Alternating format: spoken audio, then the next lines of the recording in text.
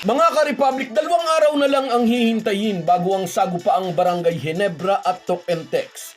2 koponan na may makulay na kasaysayan ng mainit na rivalry. Target ng Gin Kings na itulak sa bangin ng TNT upang magkatapat sila ng sister team na NLEX sa playoffs. Gusto ng mga mag-aalak na pag-umpugin ng magkapatid para cancel out agad ang isa. Pero hindi basta-basta susuko ang Tok-Entex. Kailangan nilang manalo para iwas disgrasya.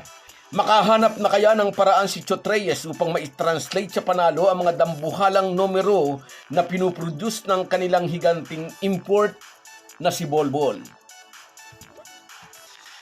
Pag-uusapan po natin yan, pero bago ang lahat ay maglalambing po ako sa inyo na isubscribe ninyo itong ating channel. At kung di masyadong makakaabala ay i-like at paki-share na rin ninyo. Malaking bagay po yan sa aming mga vlogger. Maraming salamat. Mga ka-Republic, nagkakaisa ang maraming Ginebra fans sa pagsasabing ang sarap daw panoorin ng Ginebra sa kanilang mga nakaraang laro. Galing ang mga bataan ni Team Cone sa pagpapasabog ng 21 3-pointers laban sa Rain or Shine. Sa labang iyon, hindi nagawa ng mga bataan ni Coach Yang Giao ang kanilang pamosong running game na pumilay sa unang 7 team na nakaharap nila sa elimination. Ngunit malaki ang nabawa sa bilis ng Elasto Painters ng ma-injured sina Felix Limeti at Jun Roque. Bago pa manatikman ng ROS ang kanilang unang talo sa kamay ng Phoenix, sinabi na natin ito.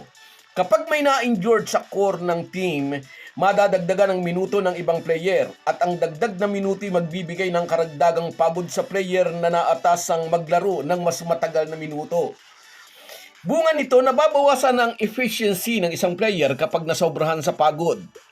Nagkataon lang siguro ng sunod na laro ng Rain or Shine kontra sa Ginebra, hindi nakapuntos si Jonard Clarito. Mukhang nakaapekto sa kanyang kumpiyansa ang 2 mintis na free throw nang matalo sila ng Phoenix. Malaking kaibahan ito sa kanyang mga buwis-buhay na laro sa mga nakaraan kung saan ay madalas na nakagagawa siya ng double-digit score.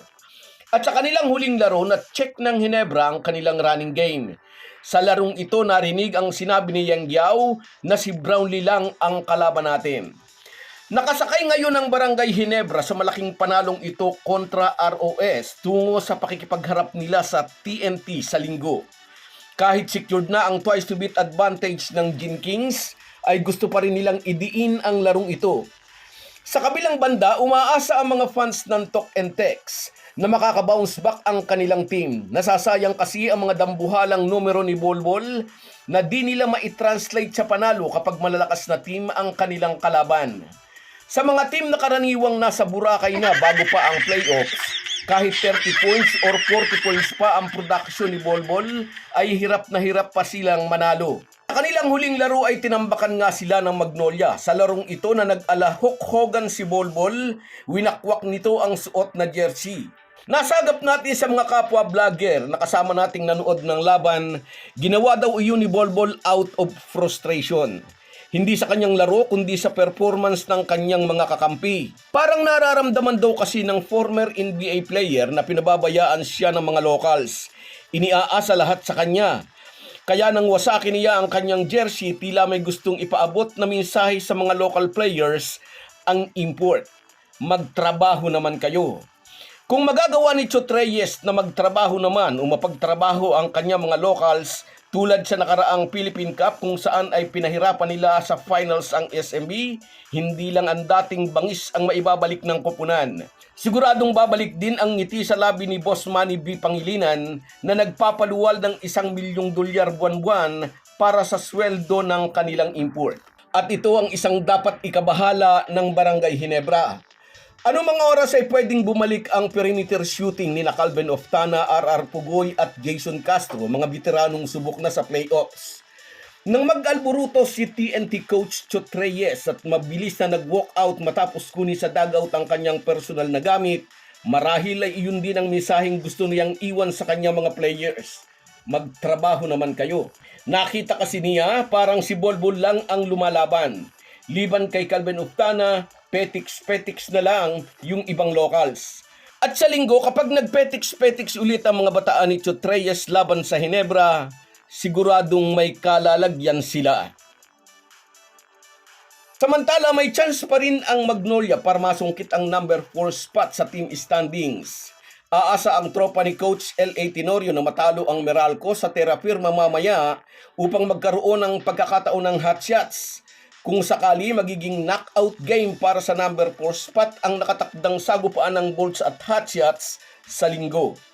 Upang makaiwas sa ganitong senaryo, kailangan tiyakin ng Meralco na mangibabaw sila kontra Jeep mamaya. Isang panalo na lang ang kailangan ng Bolts upang makuha ang huling upuan sa apat na team na mayroong twice to beat advantage. Ngunit dapat maging maingat ang Meralco na upset ng Macau Black Knights ang Phoenix. Sa talong iyon ay nawala ng chance ang LPG Masters para sa top 4 finish. At ang ganito'y pwedeng gawin ng Terra Firma sa Meralco. Sa isang pagkakamali ay pwedeng madiskaril ng Jeep ang magandang direksyon ng kanilang kampanya. So guys, yan lang muna. Hanggang sa muli. Kung wala po kayong mga viewers namin ay walang magtatagumpay na vlogger. Kaya salamat po sa inyong panunood. Shout out sa iyo, Oscar Paruhinog sa Bungerong Biyahero. Shout out sa iyo, idol. Sa iyo rin, Elizalde Paran. Basta NSD the best, idol. Sabi niya, sa iyo rin, Jimboy. Magandang hapon din sa iyo, idol. At sa iyo rin, shout out.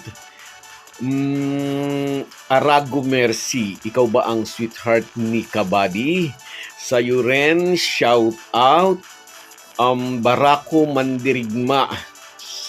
Salamat, idol. Nariyan ka na naman. At sa iyo rin, shout out Merson Kabady Vlog. Ingat ka lagi dyan, kabayan.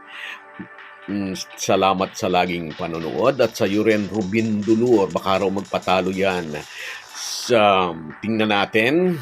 At sa iyo rin, Lars Tibayan. Salamat sa inyong lahat. Kahit gaano po tayo kabisi, ay huwag po nating kalimutan ang ating buhay espiritual. Lagi po tayong magpasalamat sa bawat araw na dagdag sa ating buhay. Malaki po ang maitutulong ng pananalangin araw-araw. Isang paalala po mula sa inyong Halo Halo Sports Republic.